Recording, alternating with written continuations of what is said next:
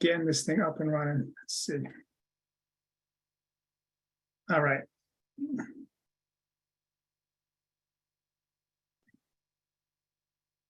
All right, I think we're good to go. So I appreciate everyone spending some time with us tonight. Very excited to be a part of this with Sears Consultant, and I'm going to talk a little bit about project financing for both the startups and existing dentists that we have today. So to give you a little bit of color on who we are, I work with a specialty group within Bank of America called Practice Solutions. Practice Solutions has been around for over 26 years. We're the industry leader in healthcare financing. A lion's share of what we do is dental, and that goes for startups, acquisitions, and any and everything in between when it comes to renovations, expansions, relocations, those kinds of things. We have 400 associates across the country in Arizona, Ohio, and Delaware. We have a whole host of national and local endorsements that, not get into at this point, but we are very proud to be Townie Award winners for 10 consecutive years. So before I really start the talk, I really like to kind of level set. I like to level set where we are with everything when it comes to the difference between funding sources, right? So there are three funding sources out there when you're thinking about buying a practice, starting a practice, or you've outgrown your existing space and you want to relocate, purchase real estate, or perhaps even open a satellite office. So you traditionally have three options when it comes to your funding sources. The first option is what we're going to talk a lot about today, but it's specialty lenders. Lenders like ourselves that are healthcare specific, that understand the risk involved with lending into this space. And we're called cash flow lenders, right? So we focus more on your revenues as really a pulse to what your practice is doing, as opposed to the second type of lender, which is local banks. They are more, as I say, they're more tangible lenders. In other words, they're more asset based. So when you go to your local bank, I think it's important to keep a good, strong relationship with your local bank. I think they have a place ultimately for you when it comes to lending needs, but you don't want to utilize them for any of your bigger purchases because you don't want to run into issues with exposure. They're only limited on how much they can lend. And a lot of it is because it's asset based. They want to be able to touch and feel it and understand what the value of it is. So for perspective, if you have three operatories and three operatories are equipped with ADEC, you have a CIRAC, they want to be able to come in, how old is that equipment? In the event of default, how much could we recoup in the event of default? So they're basing a lot of the decisions they make on the hardware that you have in your practice as a way to cover any losses against default. They also are more kind of what I say generalist. They'll lend to effectively anyone that kind of walks in the door. And then the last option, and hopefully we're also fortunate to be in this category, is where you can self-finance it and just not need any of the banks to be able to do that. As with anything in life, there's pluses and minuses. Certainly, if you're in a position to be able to fund this type of project, you know that it's going to be a liquidity event. So there's going to be an outlaying of cash. You want to make sure you still have cash left over. We call that rainy day fund. And then you have to kind of factor in the time value of money. So anytime you're looking at starting a practice or even purchasing one, or perhaps maybe even relocating your practice, $300,000, $500,000, $600,000, you may have that liquidity today, but you want to get with your advisors and make sure that ultimately, if you do inject that kind of cash into the project, you might save yourself 3-4%. But at the expense of what, right? At the expense of really exposing yourself from a liquidity perspective, and then ultimately the money that you could earn in the market, is something that you want to make sure that you factor in. All right. So I talked about being a Townie Award winner for 10 consecutive years, which we're very fortunate and very proud, and that's really a distinction that we hold in high regard. So as we talk about Practice Solutions and what it is that we do, I think the two biggest things are acquisitions and startups. I've been with the bank for 20 years. 15 of those years I was working as a representative in the Mid-Atlantic, as the DMV, as it's lovingly called. And a lot of what I did were startups. So you have startups, you have acquisitions, And then you have everything in between. So you're deciding to do an expansion, you want to renovate your practice, you want to open up a satellite office, you want to relocate into a real estate purchase, or perhaps maybe even relocate into a leasehold space. Anything that you can do within the four walls of your practice are going to be things that we can finance. And the beauty of specialty lenders, as I referenced early, is a lot of it is cash flow based, which we're going to talk about here in a little bit. And so we're going to talk about how you can leverage your practice revenues and profitability and what that means, and ultimately how much a bank is willing to lend to you. And that's really ultimately what it's about, so you can keep your liquidity strong. So the first thing we're going to talk about what a startup profile looks like. So before I get into what an average budget is, if you're looking to start a practice, what does that profile look like? And traditionally, whether you're a GP or a specialist, on average, we're seeing folks that are coming to us that have been licensed for 2 or 3 years, that have been associated. And I love those stories because they come in traditionally, whether they work at a local office or maybe even a corporate dentistry place. And Mohammed, I'm ready to go. And I've learned what not to do. And I want to kind of go out and do it on my own and implement my technology and clinical philosophy. So usually you're seeing associates that are coming in that on average about 2 to 3 years. They have income roughly about $120,000. Their credit FICO score is north of 700. Ideally, banks, especially specialty lenders, I can attest to it. If you're north of 680, that's a good point. And what banks look at from a commercial perspective is, are you lendable? And if you're north of 680, then you're good to go.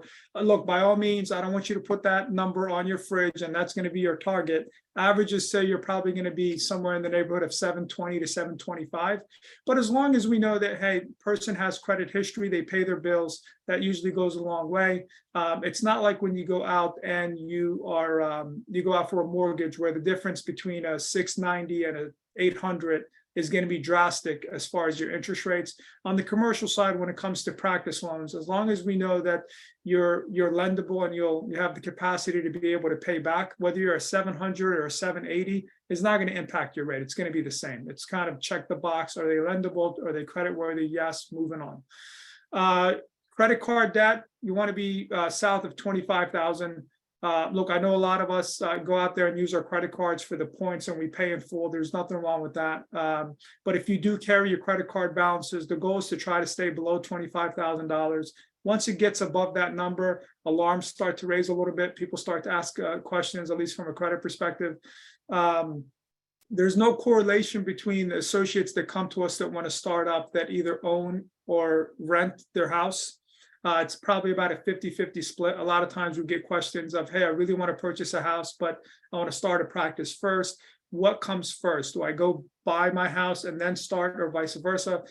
I would tell you, when it comes to your housing situation, whether you're buying a practice or starting one, if you have aspirations to be a business owner, the first thing that I want you to do is take a look at demographic reports and make sure, hey, where do I want to practice? And once you get a general idea of where you want to be, then you can start to kind of reverse engineer where you can live. What you don't want to do is, get ahead of yourself, buy a house. And, if you buy a house and you find something in Ellicott City, of all places, as an example here, if you're in Ellicott City or even in Bethesda or Rockville, and you fall in love with the practice in Woodbridge, right? Or you're in DC, in the heart of DC or Northern Virginia, that might be passable for you.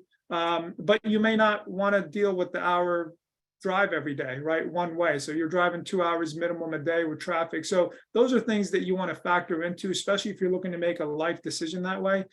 Doesn't make sense. Am I within a general vicinity of where I think I want to start a practice? And if you feel comfortable and that's the case, then go for it. But we're going to talk a little bit about cash flow and what that impacts. And student loans, look, I mean, you're not going to go through dental school without having a world of student loans. So there's nothing to really get too concerned about there. We expect that. That's unfortunately a necessary evil that people are coming out. I mean, student loans are up almost 300% from 20 years ago. So on average, it's 350, and that's up. I mean, I've seen as recently as last week where we've had people coming in with $650,000 to $700,000 in student loan debt. So it can be a little daunting, and that's a fairly big number, especially when you're first coming out and you're thinking about starting a practice you're making $120,000 to $150,000 a year as an associate, the first thing you think of is there's no way anyone's going to give me any money. Let me continue to associate and pay down my debt. And I will tell you, as long as you're on income-based repayment, that's really important.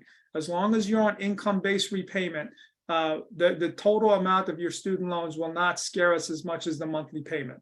So especially when you're at this stage in your career, try to put as much money away as you can. You want to try to have as a startup, you want anywhere north of $25,000, right? Have $25,000 plus in your checking account. Keep your student loans on income-based repayment until you get your foot in and you start a practice or buy a practice and you start to generate the kind of income that you want. Don't rush to pay things off unless they're credit cards, obviously, because banks will take a look at your liquidity and that will factor in because a lot of the startup opportunities that are out there, they're based off of what you're projected to produce and make. So that part of it, if there's one piece of it that I think is really important, it's that. And when we look at what the budgets are for startups, so the breakdown that you see here is what national averages say you're going to need to start a practice in 2023. Now, this is for a GP. For a specialist, these numbers are up about $50,000, in some cases upwards of $100,000. What you'll notice is there's a note, and Stefan's going to talk about this at length. When we factor in your budgets, so on average, you're going to spend somewhere in the neighborhood of $700,000. They break out between $300,000, $350,000 in construction, $250,000 to $300,000 in equipment, and $100,000 in working capital.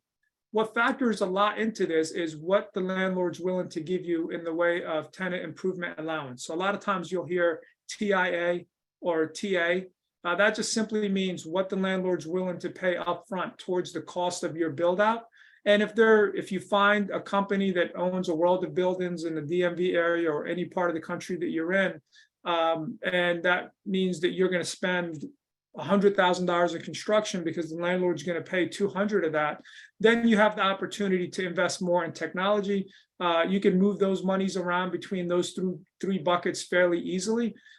So if you do have an opportunity where your tenant allowance are strong, then you could use that money to invest in your technology. But just remember, there are no free lunches, right? So if a landlord's willing to give you a lot of money towards your tenant improvement allowance, the chances are your baseline rent is going to be higher, right? So it's kind of like walking into a car dealership, you're focused solely on the sticker price, and they say, look, if we can get your monthly payment at X, would that work? And you say yes. Well, in some cases that might be sticker. In some cases it might be a little bit more, but because you went in focusing on one thing, there are other buckets that might be impacted, right? So that tenant improvement allowance can go a long way when it comes to how your budget shakes out. And banks typically, us specifically as well, we can move those buckets around. They're not written in stone. We start by just giving you an idea of what national averages say you're going to spend.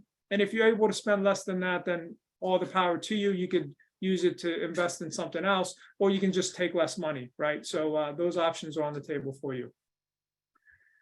All right, so we talked about startups. The one thing I will tell you about startups before I move into what our established doctor profile looks like is make sure that you are on income-based repayment. Make sure that you are not that you're not running your credit cards higher than $25,000. And frankly, as a startup, I want that number much less, right?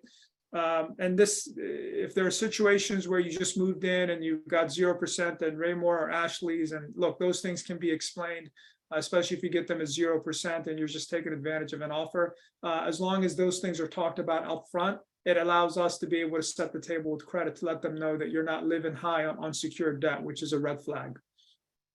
And look, make sure you're working full time. Now, we've had people that have associated for 3 or 4 years that want to start a practice, and you look at their personal financial statement and they're making $70,000 a year. And the question is why?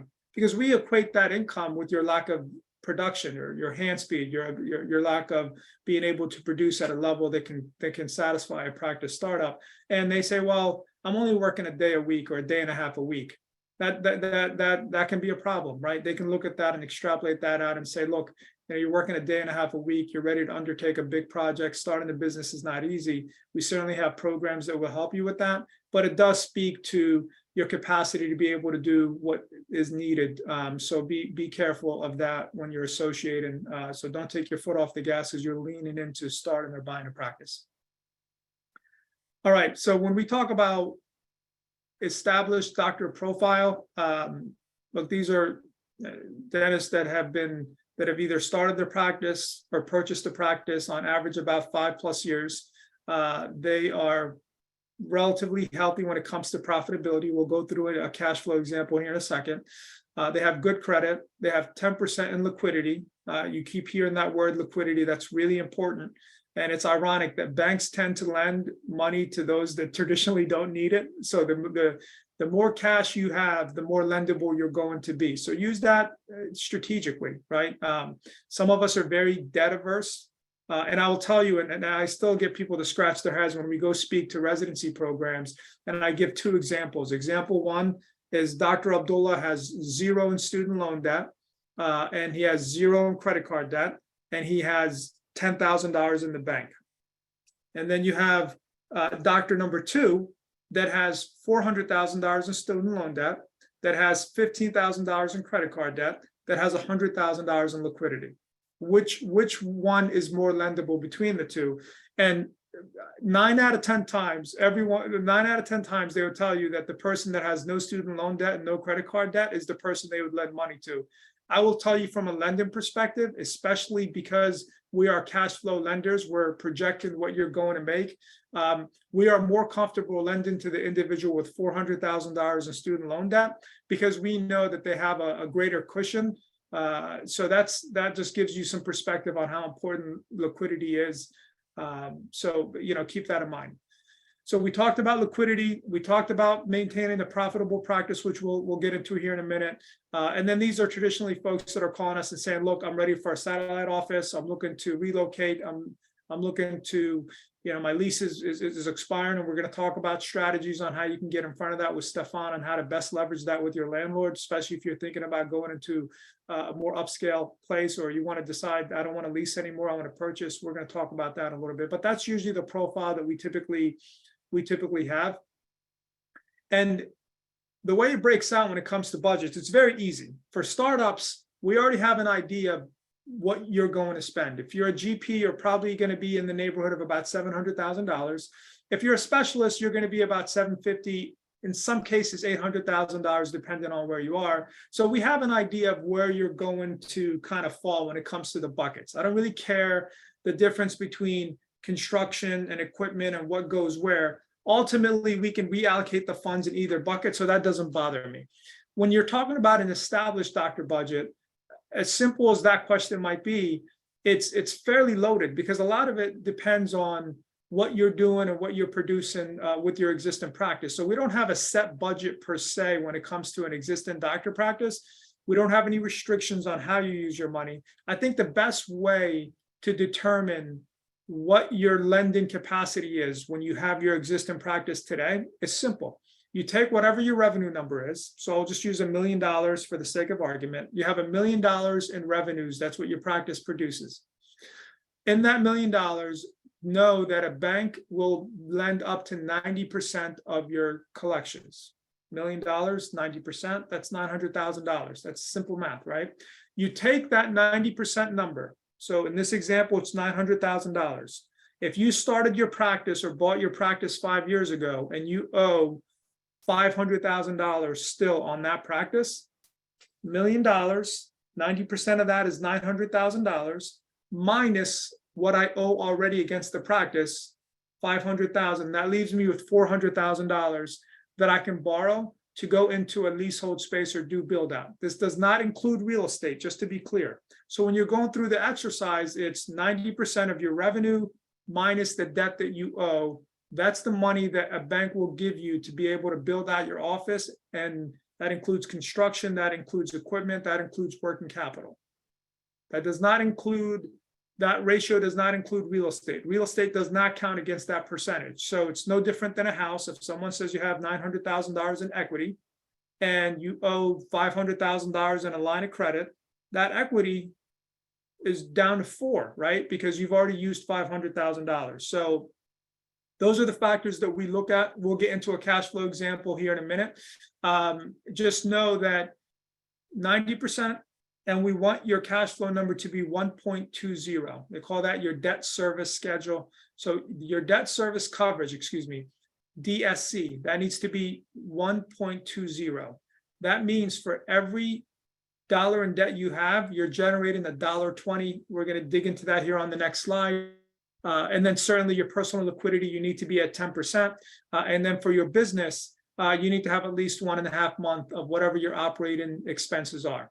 So, those things are important. That's why liquidity, I keep going back to it, is going to be key. So when we talk about cash flow analysis, what does it mean? It's simple, right? Cash flow is how much money do I bring in? How much money do I have to pay out? And what do I have left over, right? That's your debt service coverage is what that means. And so you'll hear a lot of times when we're looking at your financials, we don't just look at, okay, well, it's $1 million practice. They're taking home 30%. They're taking home $300,000. Can they pay their bill with $300,000? No, we'll actually take a look into your EBITDA. So that means all the paper losses, the major reasons why you pay your accountants the big bucks, right? To make sure that Uncle Sam's not taking all your money. So interest, amortization, depreciation, auto, all those things, we actually give you credit because they're paper losses on your taxes.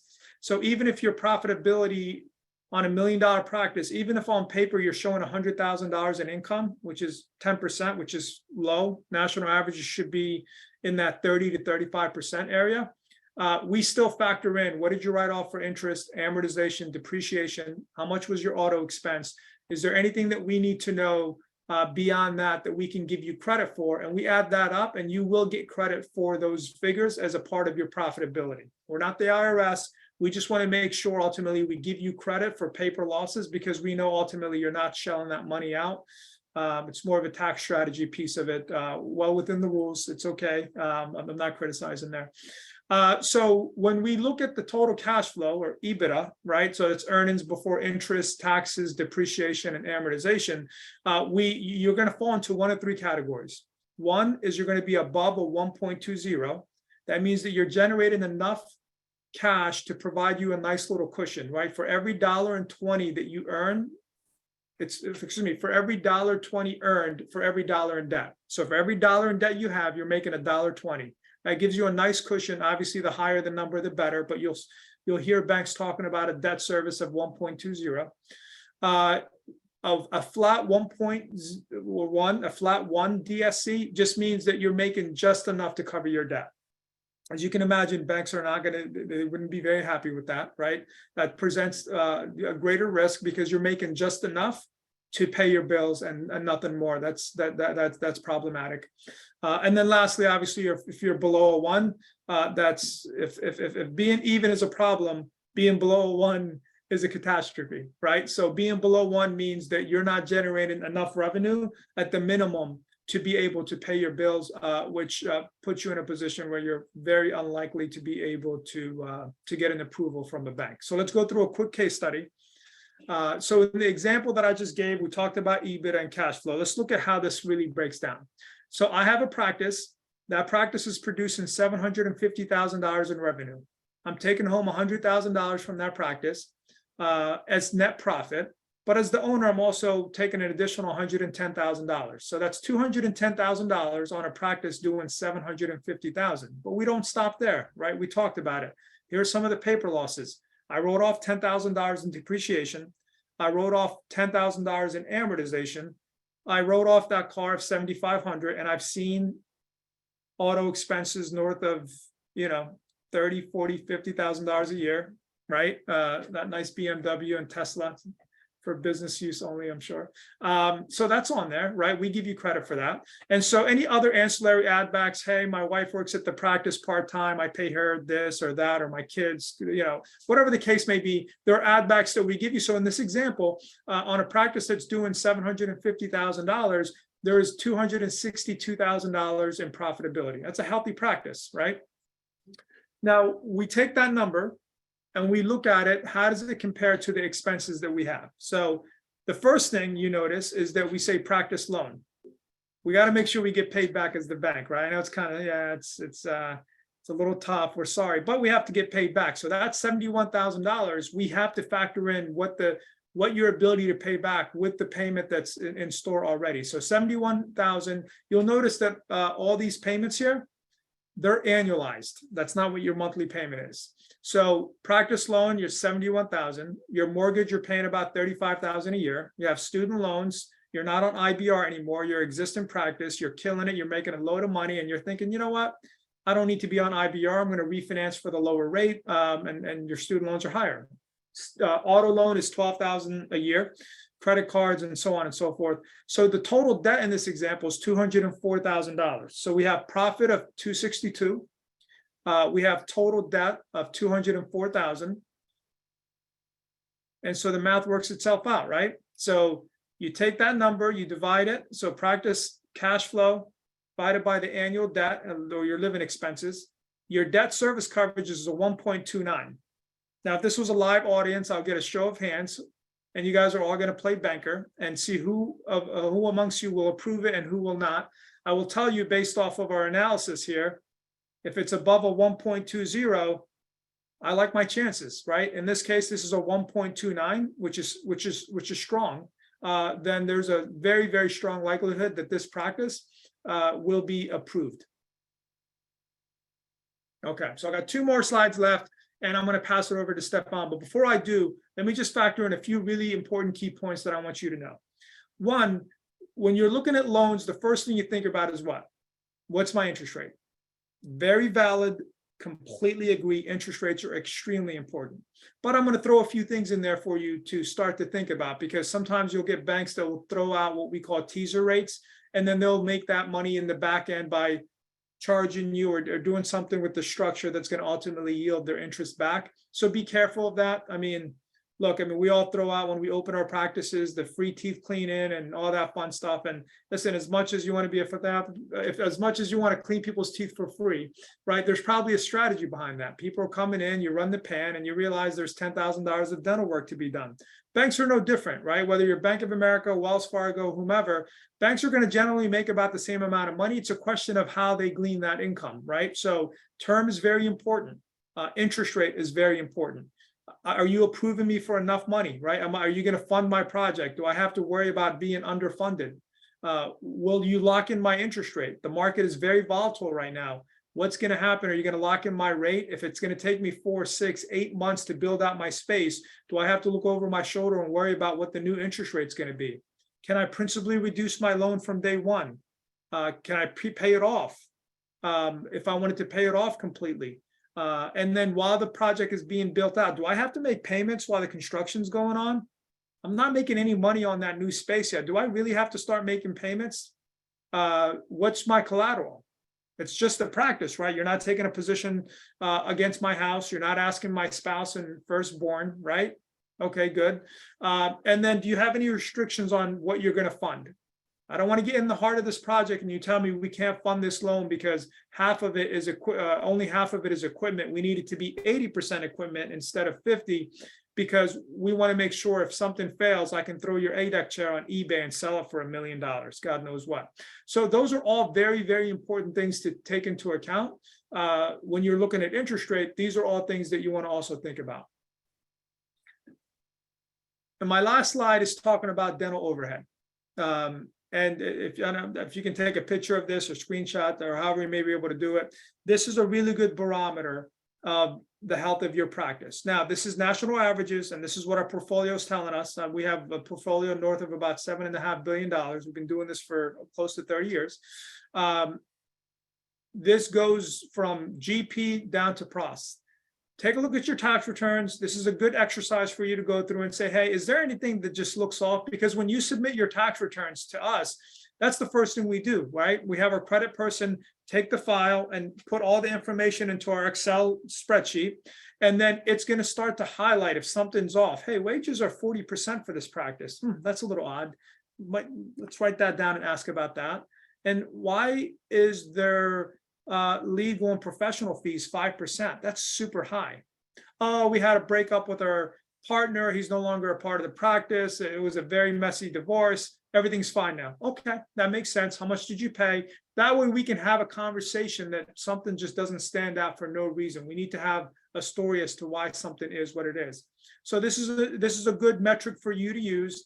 And I think ultimately, the way for you to find out how much you can get funding wise, it's 90% of your revenues, and you want to be somewhere in the neighborhood of 30 to 35%. I know some of these numbers for GP are 39%. I think that number is a little bit lower in light of the last probably 2.5, 3 years post COVID. For specialists, obviously it's going to be higher. So take a look and see where you stand. I mean, that's a good exercise for you to go, and you can probably get an idea of how favorable that's going to be looked at by the bank, because you know what they look for. So with that, I appreciate you guys having me tonight, and I'm going to pass it over to Stefan, and to talk about lease negotiations and the fun stuff. Perfect. Thanks, Mohammed.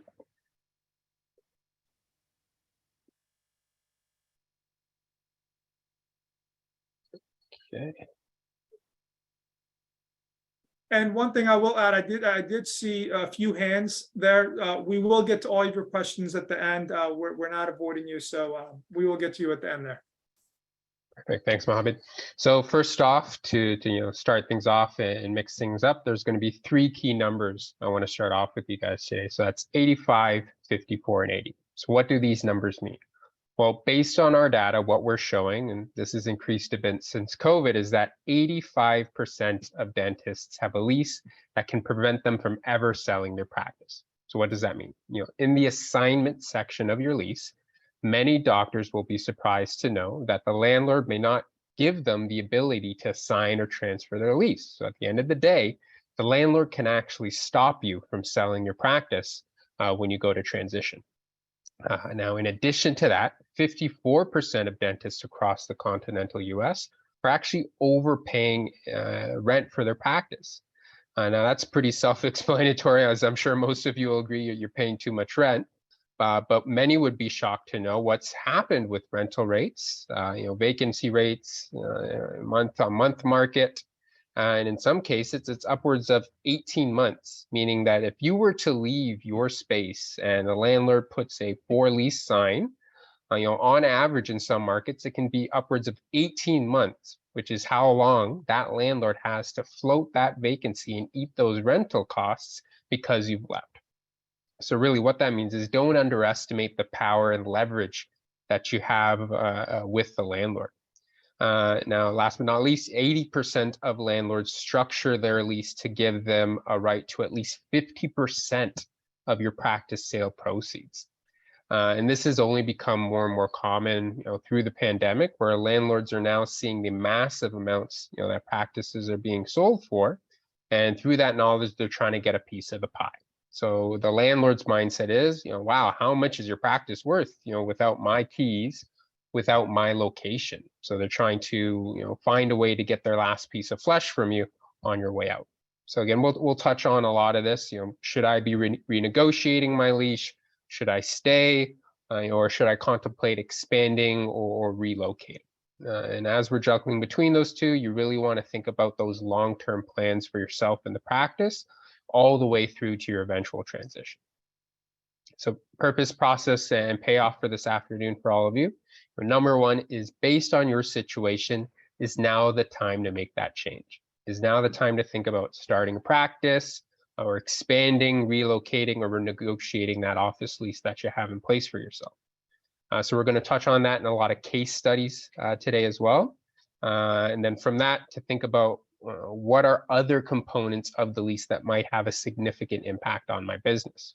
What are some of the risks involved? How do we help to weigh those risks as you're contemplating, again, should you start a practice, or if you already have a practice, should you be staying put where you are, or should you consider what the landlord down the street might be willing to offer you? And also really getting into the top tips and tricks and strategies that we employ on how to succeed and exceed your next lease negotiation. Now, for those of you who haven't heard of us before, Cirrus, we're a healthcare and dental specialized tenant representation firm. So we've been in business nearly for 30 years now, and we're actually founded by doctors for doctors.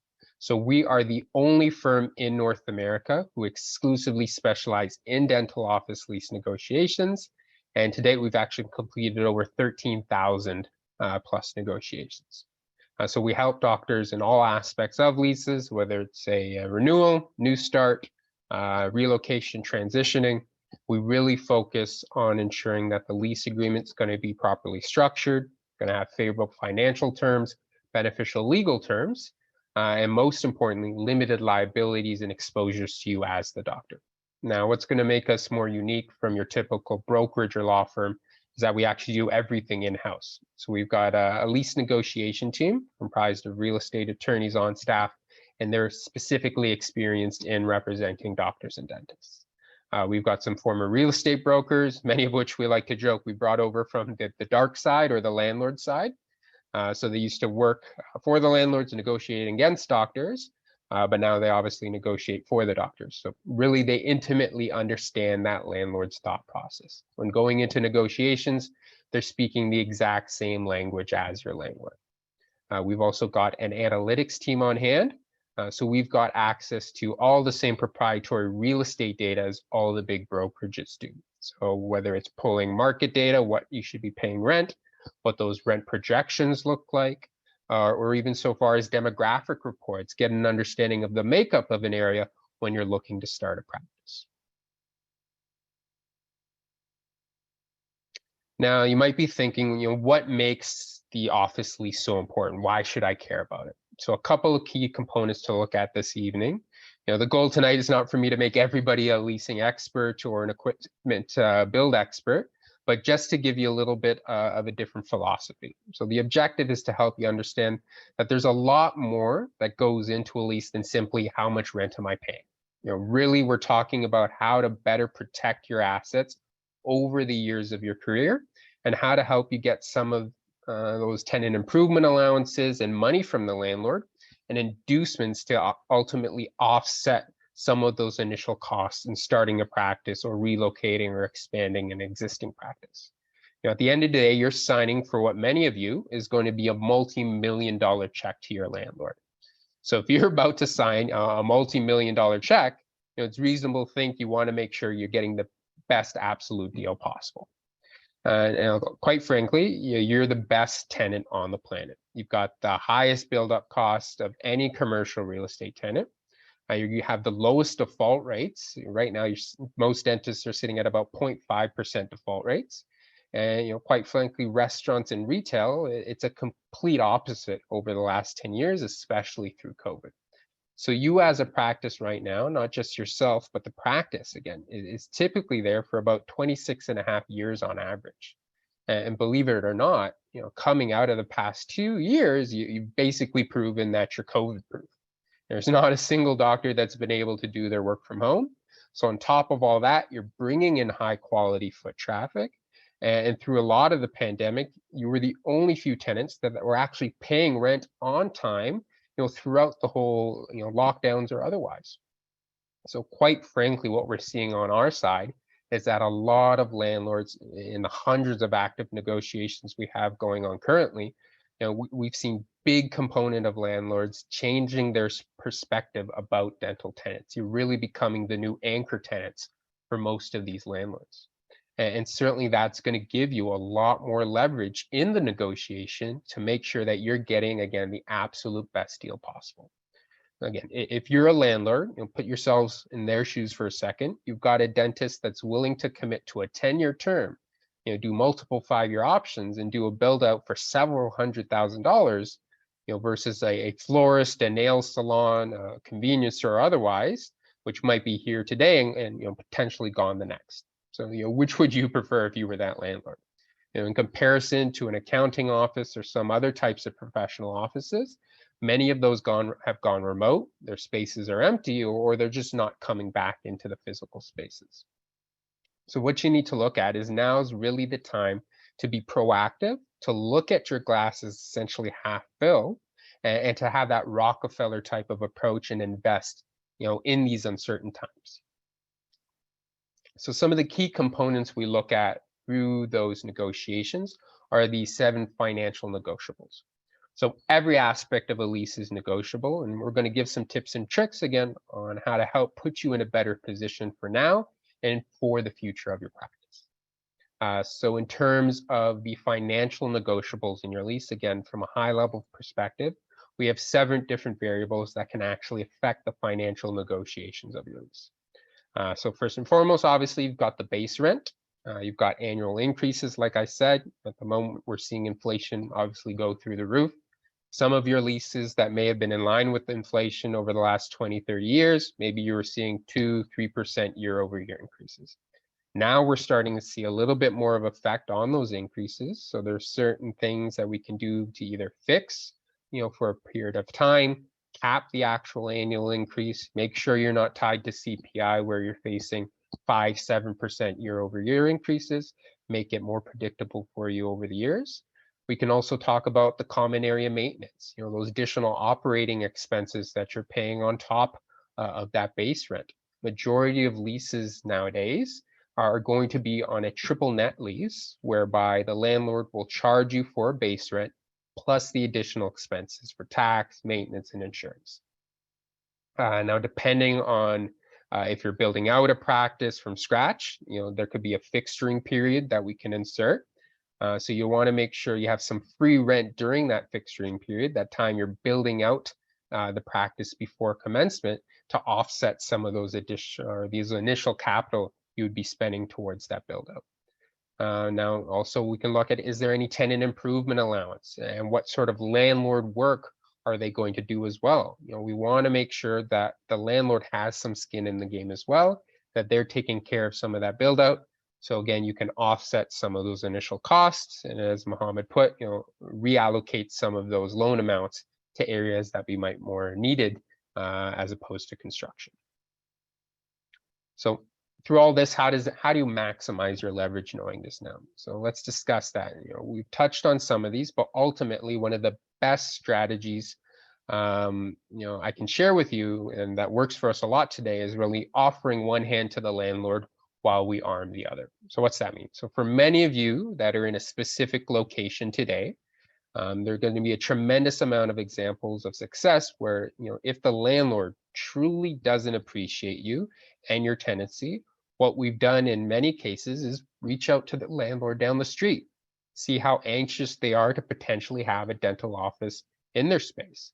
And a beautiful example we had, one of our many 5-star Google reviews, is we were able to secure over $290,000 worth of tenant improvement allowance from a landlord that was just sick and tired of retail and restaurants being in their space, going the way of the dodo through COVID, and really wanted to get into medical dental to make sure they had a good long-term tenancy that were, again, COVID-proof, pandemic-proof.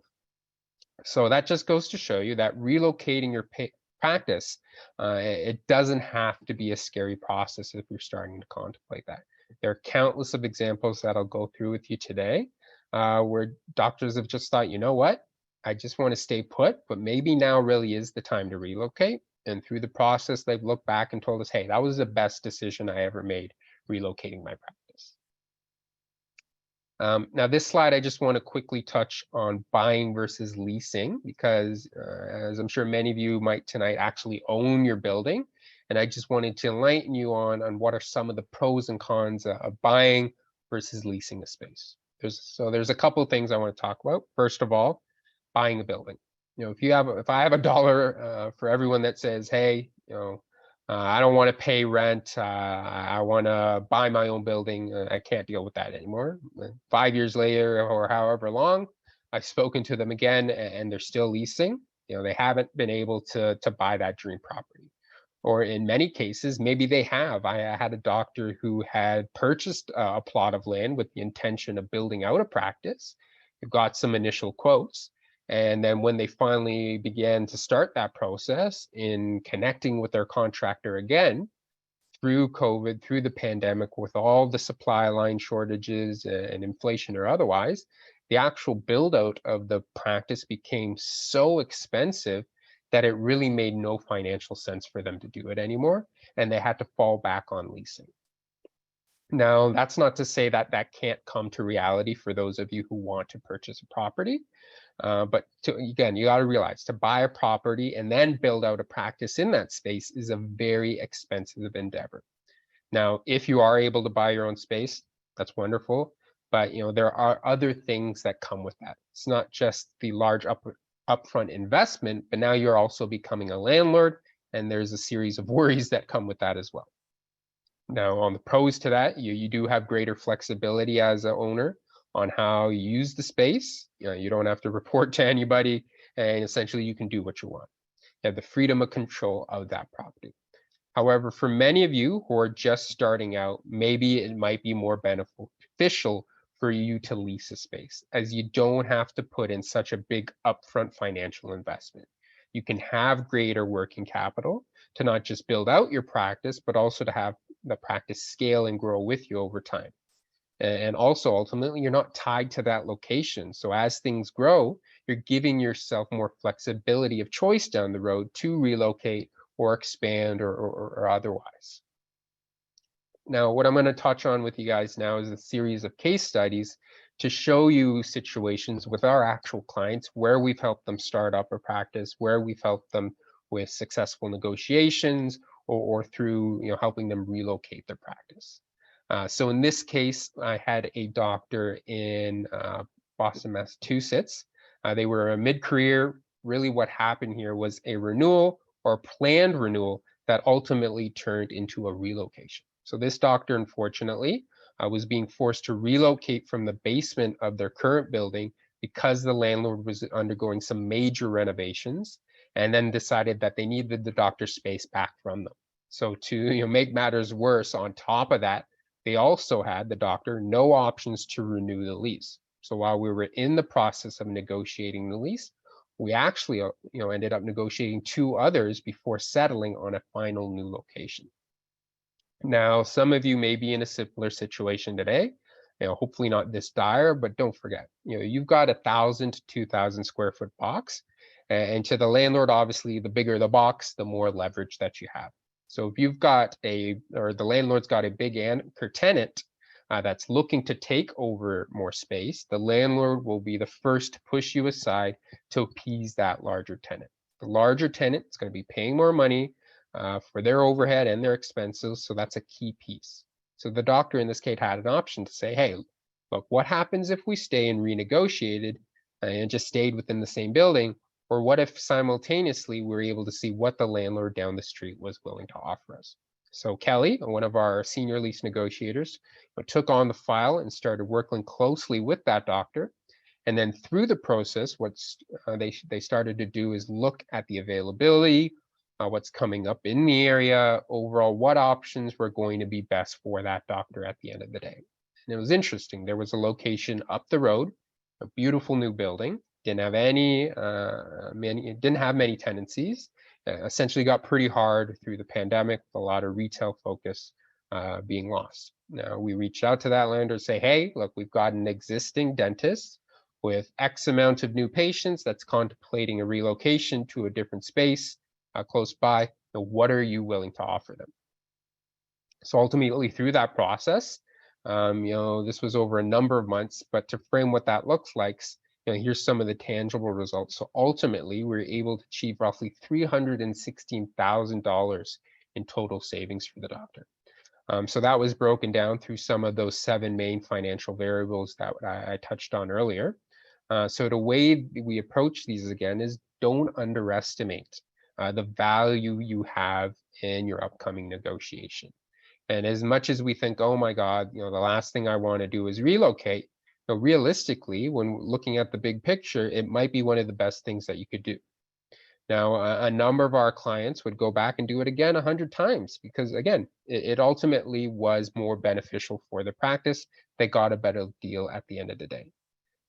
Build it out just the way you want, design it around your patient flow you have, helping to make sure that exactly the way you want to set up, right-handed, left-handed, whatever you need. So through the process of getting a deal that worked for all the parties involved, what came back was $284,000 of tenant improvement loans, basically meaning that the landlord was willing to incur and cover the vast majority of the expense to help the doctor build out the space. Again, they just really wanted that medical dental because you as a group represent some of the highest value tenants on the planet. You've got the highest build out costs of any other commercial real estate tenant, the upwards of $250 per square foot. Now, number two is again that default rate. Your default rates are 0.5%.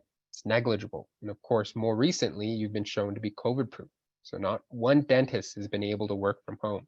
So overall, very important to understand the leverage you have going into these negotiations. So not only did we get almost 300,000 worth of tenant improvement from the landlord, but we also helped to minimize upfront expenses over $33,000 in free rent. And in addition to that, we were able to, because of global shortages, 6 months worth of free rent, basically referred to as fixturing period. So from that time, you get your keys, open your door, you've got that alleviation from rent while you're doing that build out. So bottom line, in addition to all of that, dramatically improved the liabilities on the lease. And in this case, her previous location is that after we sold the practice, she was still going to remain continually liable based off of that previous lease. And this might come shock to many of you, but yes, even after you sell your practice, depending on how your lease is structured, even going into retirement, the vast majority of you will remain continually liable on your lease even after sale. So this was a perfect opportunity to move down the street, start fresh, and now this doctor knows when she does sell, she'll be absolved of any of that continuing liability. We help to limit the personal guarantee, which is another component that a lot of doctors are concerned about with their location. Last but not least, we moved the right of the landlord to be entitled to any percentage of the practice sales of proceeds as well, meaning that the landlord was actually entitled to a percentage of whatever the doctor was going to sell the practice for. We saw this example recently, a doctor who sold his practice to a corporation in the strip mall that was up for redevelopment. In this case, the landlord refused to assign the lease over to the buyer. And in the end, to facilitate that $2 million sale, the doctor had to write a check to the landlord for over $160,000 just for signing a single piece of paper to allow them to sign that lease over to the new corporate buyer. Now, we also helped this doctor make sure there was no requirement to return it to pre-dental condition. So when they helped to dramatically improve the security deposit options as well, there was no radius restrictions. We made sure that there wasn't any relocation or demolition rights for the doctor. So really a great example overall. You can see 5-star Google review that they provided us, some of the best decisions they ever made. Next case here, we have a doctor we helped in California. Really what they were looking at doing here was they were ready to retire, ready to transition out of practice. And unfortunately, what ended up having happen was a forced relocation in their case due to the arduous assignment language that the landlord had placed in their lease. So this doctor, she was 74 years of age and was unfortunately forced to relocate their practice to a nearby location after trying to sell the practice on 3 separate occasions. Now, really what happened here was every time that the doctor had approached the landlord to sell, the landlord just keeps saying no based off the assignment clause. And that happened, like I said, 3 separate occasions. And many of you that are following along with your leases tonight, it's important to know, does your assignment clause say about your capability to actually sell your practice? As I had mentioned, 3 separate times the landlord said no. So what ended up happening or had to happen was a relocation. And that's frankly a devastating situation to be in. What would any of you do in that situation? You're at the end of your career. You've now built up, in this doctor's case, $750,000 worth of annual production, quite a sizable amount. Certainly nothing you wanted to be forced to walk away from. And then suddenly the landlord was one of the other tenants in the strip actually, and wanted that cap space for themselves. And the landlord had whatever control they wanted to say yes or reasonably say no. So again, 74 years of age, kids, grandkids, etc. and suddenly now you've tried to sell your practice and you've got a buyer, practice broker, of whatever on the line, and the landlord's just not budging. So as we're thinking about this, what does that look like and what can we do to be proactive in those kind of situations? So the strategy here was a fewfold. Number one, if we cannot stay, then why should we continue to be in that space? Why delay the inevitable? And unfortunately, we got to the point where the landlord just refused, and therefore, right at the age of 74, had to relocate just about 10 minutes north of her office.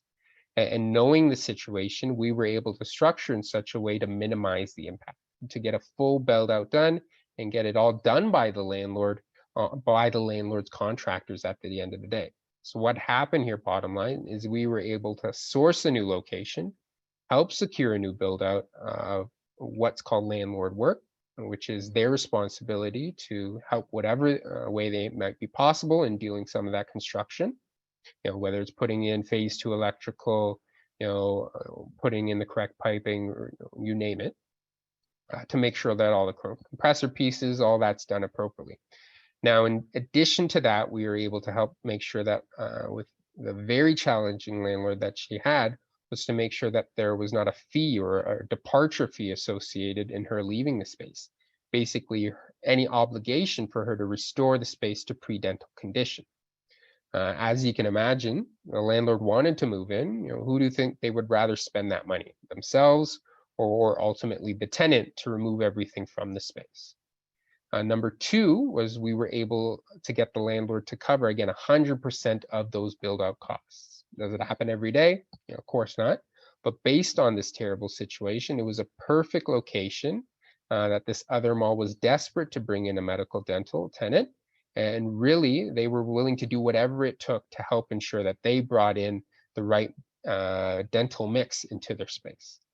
In addition to that, liability we touched on before, so of course, the last thing the doctor wanted to have was to sell and yet still be on the hook for 9 years of the lease after sale. So what was more important, we were able to remove that continuing liability post-sale, as well as remove the landlord's right to percentage of practice sale proceeds. So again, for those of you that are closer to transitioning, your priorities are pretty straightforward. How do you minimize liability? How do you minimize personal guarantee? How do you help to limit or remove liability after sale? Continuing liability, not only for rent, but for everything else within the lease also becomes your responsibility, even after you sell, you walked away from the practice. So that assignment section is arguably one of the most important sections that could impact 100% of the sale of your practice.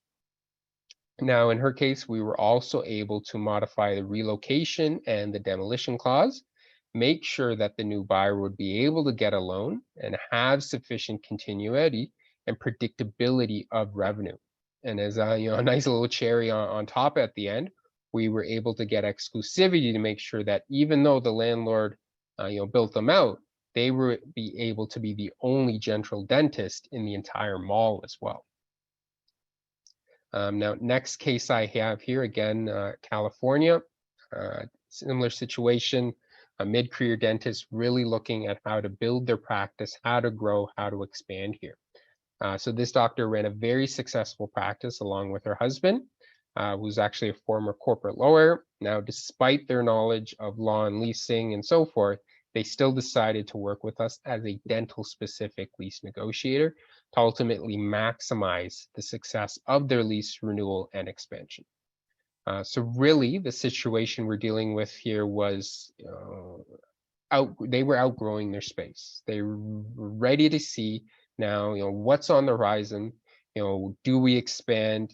They utilized us in that negotiation to ensure that they were getting the most out of their new space and ensuring that they were protected all the way through while taking on more space, more rent, and a little bit more exposure as well. So there's always, interesting, especially when a family member is an attorney or otherwise, what's specific here, and it's a good point to talk about, is how do you assemble your professional team? So you've got choices ultimately at the end of the day. You could have a family member who's an electrician, designer, architect that does all those sorts of things. But as you'll start to see, especially for those that have already done a build before, a dental practice is an incredibly unique business. It becomes very important to have a hyper specialized team. You might have a lawyer in the family, but how many leases have they truly been involved in? Where's the data coming from in terms of rental rates, vacancies, etc.? To help properly negotiate some of these components at the very early onset, all the way through to the lease letter of intent. For this case, the goal was to help figure out a renewal and get more space without really contemplating a relocation. So ultimately, the path was to see what can we do to really help with the expansion. So as a result, pretty interestingly, actually, there was a tenant next door. And lo and behold, due to the economic climate, that tenant next door had been a little late on or behind on rent. And that landlord was actually very open to relocating that dry cleaner. The landlord in this instance would have much preferred to have a larger medical dental practice expand into that adjacent unit. So the end results were we were able to get 15 times return on investment. This is a mid-career doctor focusing on, should I renegotiate or should I relocate to get more space? So we were able to move and take over that adjacent space, very coveted next door space, which technically at the time was unavailable, but through conversations with the landlord, etc., they were very willing to appease the dental tenant.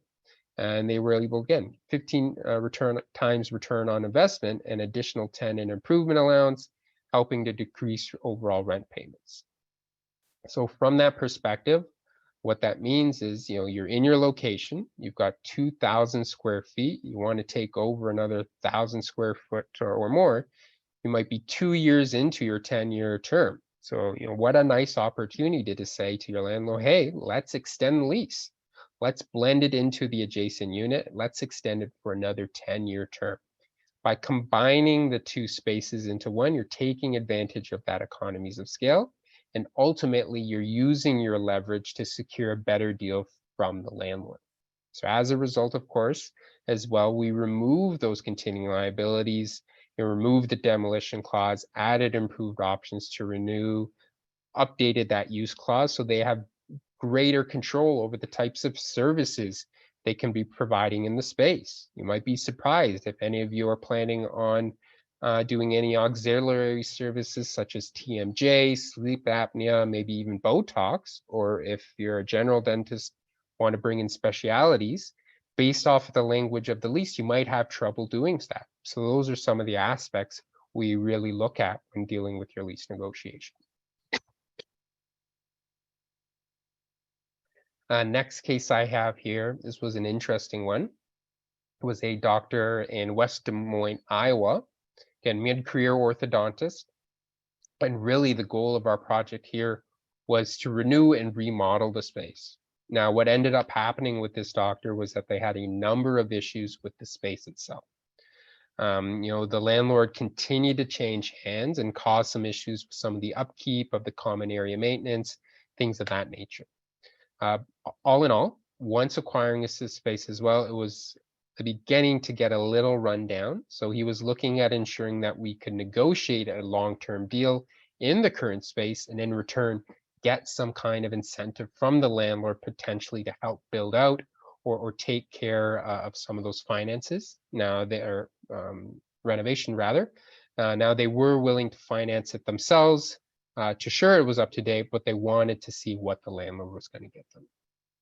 Now, as mentioned, the building where he was located, there were a number of changes in ownership, so there was a lot of turnover there. And really what he was trying to do was clean up the deal. He had a number of arduous clauses within the lease before investing a great deal of money into the space to make that a long-term home. So what ended up occurring is through the project, while we were looking at the current location as mentioned, making that a long-term extension to the lease, a couple of vacancies actually popped up around the area. And what he decided to do was go forth and explore those in great detail to see if he could take advantage of the leasing market in the area due to some of the increased availabilities. So as mentioned, due to COVID and the need for a move to a new location, just keep in mind, by looking elsewhere, you can find a lot of these opportunities that may be better move for you in the long term for your practice than just staying put where you are. You've got options at the end of the day.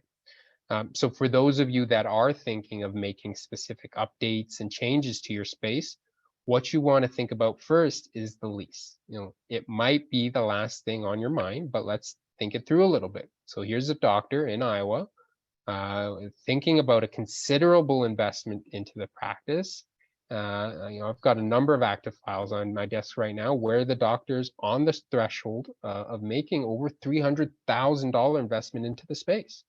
Bunch of upgrades, both on the equipment as well as cosmetic changes, redoing the reception area, updating the sterilization area, you name it, doing a lot more to help ensure that their space is up to standards.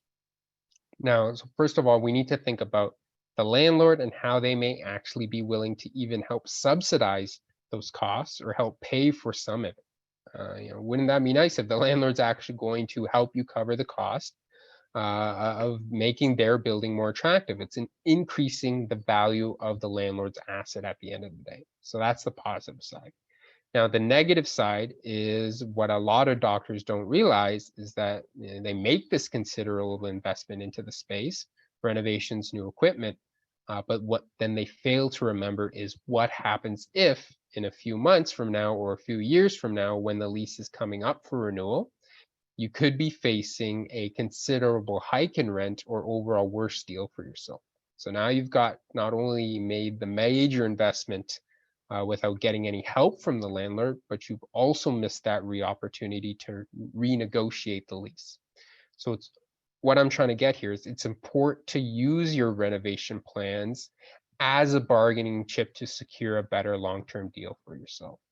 Much better, regardless of where you're at in the term of your lease, to engage with the landlord and say, hey, I'm willing to stay and I want to make a long-term solution, but if this lease isn't fair for me, I'm going to find alternatives, because there's no way I'm going to invest hundreds of thousands of dollars into a space if the lease that I've got is going to expire in a few years or doesn't have sufficient term, or is worse, exposing myself and my business to liabilities. So again, really make sure that you've got a long-term security in the place and use the leverage as a fact that you're making a major investment into that landlord's asset.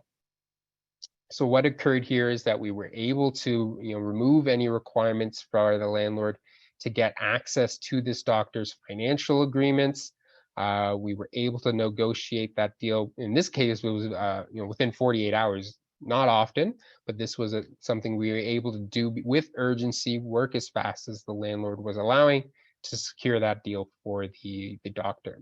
We were able to get fair terms on rent lease provisions. The new landlord, again, agreed to nearly all the requests: no right to sale proceeds, release of liability, get exclusivity, a number of other things to make sure that ultimately this expansion for the doctor was the best deal possible. Now, next example, again, California, MidCareer Doctor. The goal for this doctor was an expansion in long-term security. So this doctor, they've been practicing for 13 years in the space. And at that point, they were saying, we had a conversation a couple of years ago, but they were getting ready to outgrow the space. They were really starting to burst at the seams. And unfortunately, the adjacent unit, or fortunately rather, the adjacent unit became vacant. So he approached us and said, you know what, I really, really want to expand into that adjacent unit. I want to see what this looks like. Let's see what the landlord is willing to propose, because I'm going to want to take my practice to the next level. Now, with the current lease in place, it was expiring in about 3 years' time. And now, keeping in mind, it's always is always a cost of the office remodel and the expansion. Now, they had approached to help us negotiate a long-term lease that they had security, but what was the landlord willing to give in terms of that expansion? What were some of those inducements to take on more space? But also, they wanted to ensure that this lease was properly structured so that after this expansion, they didn't have to think about that lease agreement ever again. It was properly structured for the remainder of their career for an easy transition for any future buyers. So really the strategy here and the approach here was to minimize their overall capital expenditure by moving into the adjacent suite. Now, a clause here we often insert when negotiations, something for all of you to think about, is a first right of refusal. Now, essentially, this option is crucial to insert when you have any reasonable idea that you might foresee the need to expand in the future. And essentially, it gives you the ability, in the event an adjacent suite becomes available, you have the right now to move into that space first before the landlord can offer that option to anybody else. This can help you minimize the chance of competing doctors moving in next door. Or again, at the least, it gives you the ability to be able to be at the table and make the best decision based off of the time when it crops up. So what's nice to make sure is that you've got more flexibility on what happens to the units adjacent to you when they become vacant. So end result here, we were able to secure a 12-year term with 4 or 5-year options. So that was 32 years of continuity we were able to secure for this doctor in the space. This was going to be their new lifetime practice. Ultimately, we maximized that profitability for the future sale of the practice. Clauses within the lease provided the future buyer ample time to transition, settle into the career, and minimize any control the landlord was going to have over that process. So last one here, this doctor, once again, they were mid-career, looking to see how to create a long-term lease for themselves, give themselves that ultimate runway through the rest of their career. Ultimately, the goal here was to relocate. This doctor came to us with one of the worst leases that we had ever seen. And I mean, it was completely in the landlord's favor. Everything from proceeds of sale, termination rights, so on and so forth. Now, unfortunately, it was just really leaving the doctor completely exposed to costly traps that could have easily cost hundreds, if not thousands of dollars. Now, you wouldn't believe it if you saw it. There was $100,000 construction supervision fee within the lease. When on God's green earth have you seen $100,000 construction supervision fee?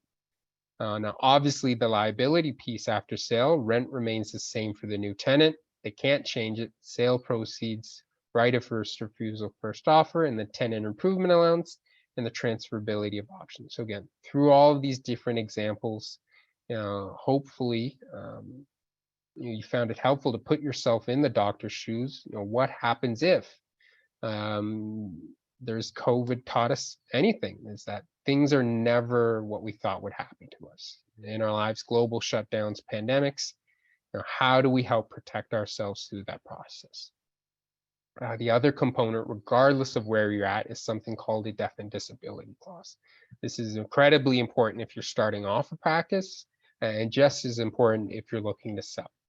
And now the death and disability clause is something I can't stress enough. And essentially, one way to think about that clause is it's almost like a life insurance policy that we write into the lease agreement.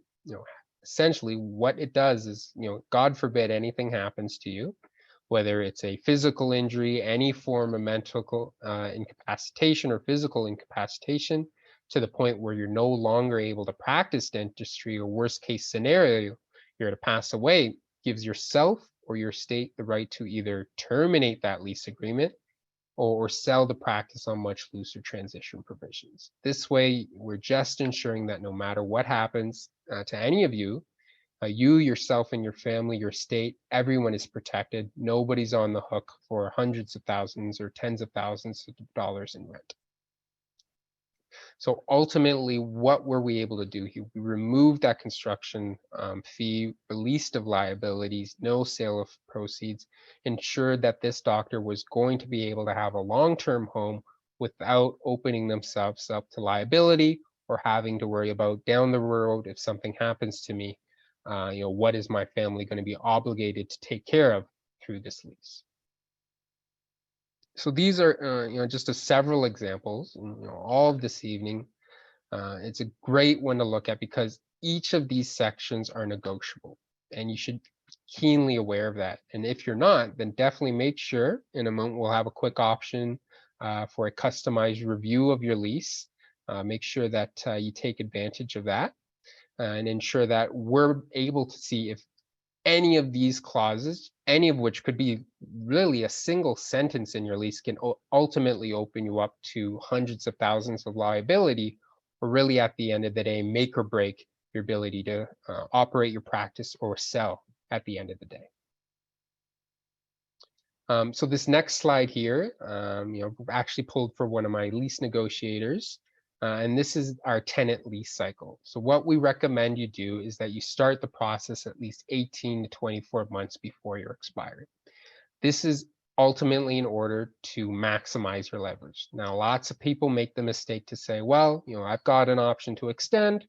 I've got to give 6 months notice, so we'll speak to the landlord in 6 months before I exercise that option. Now, there are a couple of things wrong with that. One, depending on what the lease looks like, by just exercising the option, you really are agreeing to not make any changes to the lease and some of those legal provisions that we've talked about. Now, the landlord may say, oh, we've got plenty of time, no problem, let's talk about it next year. What they want to do is they want to bring you as close to that red area of this graph. They want to bring you close to that lease expiry, because if they know your back is up against a wall, you don't have enough time to leave or relocate, as many of those examples gave. You want to give yourself more time, because the more time you have, the more leverage you're going to have going into this negotiation. Ultimately, the better that negotiation and outcome is going to be for you, because if for whatever reason you find yourself in a dire situation, you have now time to see what landlords down the street are willing to offer you, see what other options you have at your disposal. So you might be thinking through all of this, how can we be so successful? So this is how we operate. This is our process, and this is the reason we've been so successful through our negotiations over the past 27 years. Now, the first step here is when we want to gather all the information that we have, all the documentations that you have available. We want to know who the landlord is. We want to know what your situation is. What are the lease documents? What's some of the strategy here? Next, we move into part 2. So that's identifying your practice and career goals. Where do you see yourself in 5 to 10 years? Are you looking at transitioning? Are you looking to expand the practice? Do you need a bigger space? Maybe you want to own your own real estate. All these different components need to be discussed. And really, so we have a key understanding, and you have a key understanding of where you really want to be. Then moving on to the next step is reviewing the actual lease for any risks. So now making sure that we're going through that lease agreement with a fine-tooth comb. We don't want to just look at the first page. How much rent are we paying? How long does that term need to be beneath that? Because as we've discussed throughout this webinar today, there is a slew of legal provisions that the lease contains that could make or break your business. Now, you noticed we've gone through so many steps, and what haven't we done? We haven't even talked to the landlord yet. So the last thing you want to do, guys, is reach out to your landlord without having a plan, without consulting with professionals such as Mohammed or myself. It's best to have an ironed out strategy on how to negotiate the business clauses and the financials. On average, the renewal process can take upwards to 90 to 100 plus days to complete. Once the final negotiation is complete, we don't even just stop there. We do another final review of the executed lease document for your benefit, just to make sure everything's in order. Because as we've seen in the past, landlords try to make final changes, or worse, sneak in clauses under everyone's nose before the final signing of the document. So in the essence of time, apologies guys, we went a little over. In our partnership with Bank of America today, we're offering all the registrants a complimentary critical dates and risk analysis of your lease. Essentially, we will review your lease, comb through it cover to cover, highlight all the red flags that might be present in there for you, build a strategy on how you should approach your landlord through that negotiation, what that process looks like, and ultimately, how can you get the best deal possible before you sign the dotted line. For those of you looking to start a practice, what we can do is walk you through some of those same concerns, What should we look at when approaching a lease? Also, we can help you locate lease spaces and walk you through that process from locating a site all the way to signing a lease. And for those of you that own your property, even as an owner, very important to have a lease. We can sit down with you, discuss what that lease should look like for you as a owner occupier to position yourself now in a sense of security, but also to provide yourself a good position when you transition over into a landlord position. Perfect. So Matthew, I think we have some Q&A questions. Is that right? Yes, we do. Absolutely. Well, once again, thank you everyone for attending this evening's webinar. I just have a final poll to share with everybody that if you don't mind answering there, please feel free to put your answers in there. That'll help register for some of the conversations with both Mo and Stefan here. But now we open up to question and answers. Stefan, I know there was one specifically for you. Stating that I have a provision that prevents me from moving my practice less than 2 miles away from my current location. Would this really stand up in court? And why would a landlord have any say where I move my practice? Yeah, so it can be very difficult if you've got those radius clause restrictions in your lease, and frankly, it is enforceable. So the way landlords think when they put these things into your lease is that, hey, my property, my location is the reason you're going to be successful. I don't want you taking foot traffic away from my premises. So we've had great success in negotiating those things out of your lease completely, or bringing in that radius so that you've got greater leeway now to open up a practice, 2 to 5 miles away. So that's not hindering your ability to operate multiple locations if you're trying to start your own DSO or otherwise. So it's not the end all be all, certainly ways to navigate that kind of issue in a lease. Excellent. Perfect. I got another one here for Stefan as well, which is I'm getting close to the expiring, about 3 months away from the expiration of the lease. Does that mean that I don't have any leverage to negotiate? No, so certainly, obviously time is always on your favor. Sooner you engage with the landlord, the better. But even 3 months out, as I mentioned, you've still got leverage on your side. You are the best tenant the landlord could possibly have. Losing you is going to be an incentive for the landlord to, or not trying to lose you is going to be incentive for the landlord to come to the table. They know you are the best long bet for them. And again, through COVID or otherwise, with retail tenants having such high default rates, they want to make sure that for their investors, for their revenue, that they're having the best bet. And that's a tenant that's going to be in a space for an extended amount of time. So again, 27.5 years, most dentists are in a space, and that you're going to have the lowest default rate. So they have predictable revenue. So you still have an immense amount of leverage. If you are that close, certainly reach out and we can expedite the process and walk you through the best way of tackling that kind of negotiation when you're getting really close to that option to renew deadline. Excellent. All right, perfect. And we have another one here. It says that in Cirrus's experience, what are some of the key differences between Canada and the US when it comes to dental practice leases? So really, I mean, when it comes to the leases, they're fairly similar. So we've operated everywhere from Alaska to Florida and everything in between.